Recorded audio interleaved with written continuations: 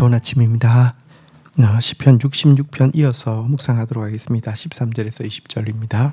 13절 내가 번제물을 가지고 주의 집에 들어가서 나의 소원을 갚으리니 14절 이는 내 입술이 낸 것이요 내 환난 때에 내 입이 말한 것이니라 15절 내가 순양의 향기와 함께 살찐 것으로 주께 번제를 드리며 수소와 염소를 드리리이다.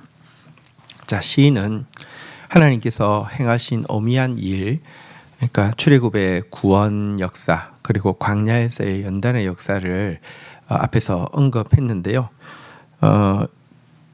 이것을 언급한 이유는 자신의 삶에도 그와 같은 일이 있었다는 것입니다. 결코 갈라지지 않을 것 같은 홍해가 갈라지게 하셨고요. 또 하나님께서 연단하실 때 사실은 굉장히 철저하시거든요.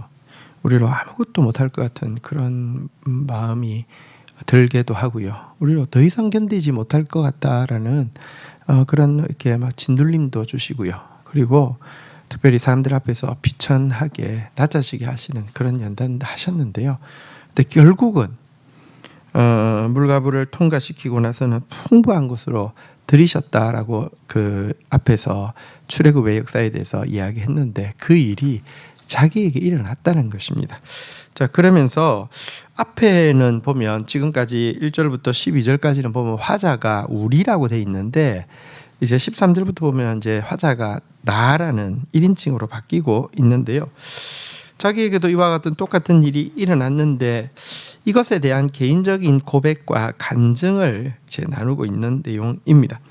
먼저 자기에게도 이와 같은 똑같은 구원의 역사, 연단을 통하여서 정결케 하시고 나서는 풍부한 곳으로 들이신 하나님의 축복의 역사를 경험한 그는 제일 먼저 환난 날에 주의 집에서 자기 입으로 고백드렸던 그 서원을 갚겠노라고 고백을 하고 있습니다.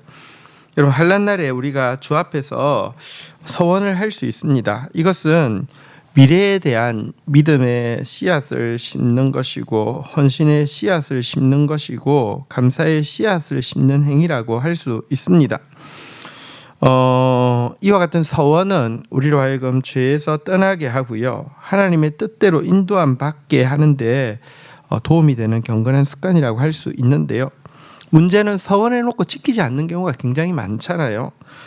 여러분, 만약에 서원해놓고 지키지 않는다고 하면 위기의 순간에 잠시 모면하기 위한 하나님을 향한 얄팍한 거래에 지나지 않는 것이겠죠. 서원한 것은 반드시 갚아야 하는데요.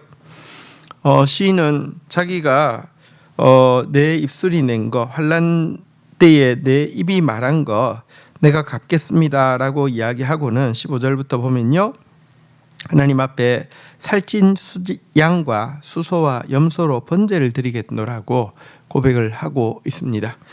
제사 중에 번제란 아무것도 남지 않게 전부 다 태워 향으로 드리는 제사를 이야기하는데요. 그래서 사실은 번제를 드리고 나면 무엇이 남습니까? 아무것도 남지 않습니다. 아무것도 남지 않는 것. 사실 이것이 번제의 가장 핵심적인 의미입니다. 하나님께서 받으시는 건 뭐냐고 하면 하나님께 뭔가 드린 어떤 남아있는 어떤 것을 하나님께서 받으시는 것이 아니라 하나님께서 아무것도 남지 않고 우리 마음밖에 없는 이 마음을 받으신다는 것이 번제의 핵심 의미입니다.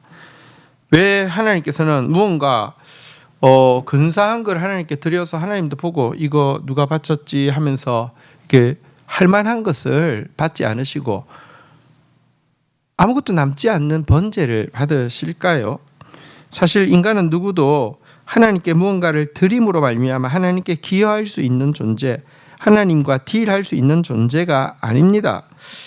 단지 우리는 무언가를 드리는 것에 담겨 있는 그 마음을 통해서만 하나님 앞에 나아갈 수 있는 것이고요. 그 마음이 중요하지 그 드린 것이 남아서는 안 됩니다. 우리 앞에서도 남아서도 안 되고요. 하나님 앞에서도 남아서도 안 됩니다. 그냥 주님께 드릴 것 마음밖에 없습니다.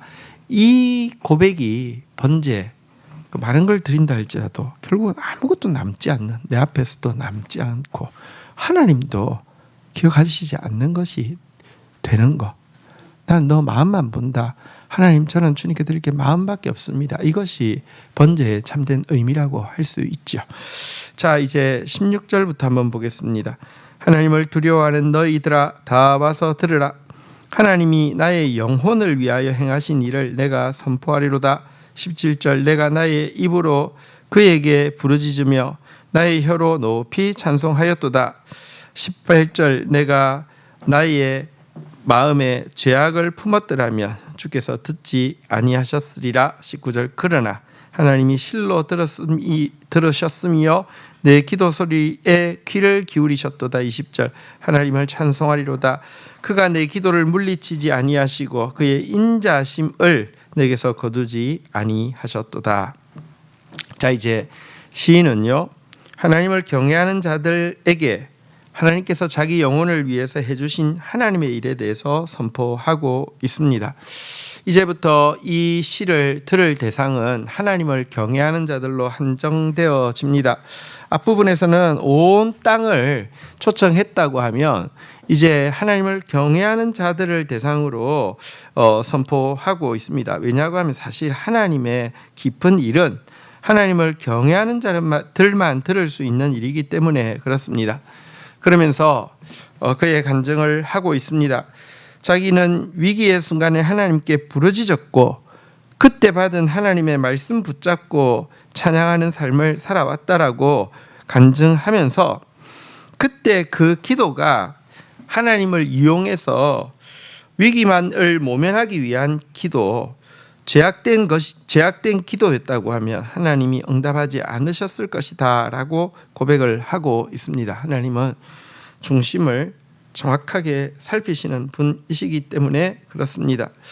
그는 이 위기의 순간에 정말 잠시 모면하는 것이 그의 목적이 아니었습니다.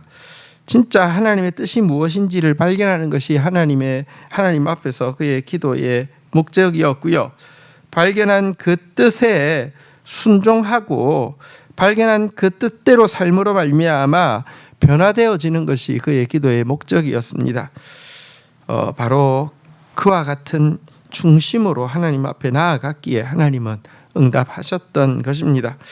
19절부터 보면 하나님은 위기의 때에 부르짖는 자기 기도 소리를 실로 들어주셨다라고 간증을 하고 있습니다.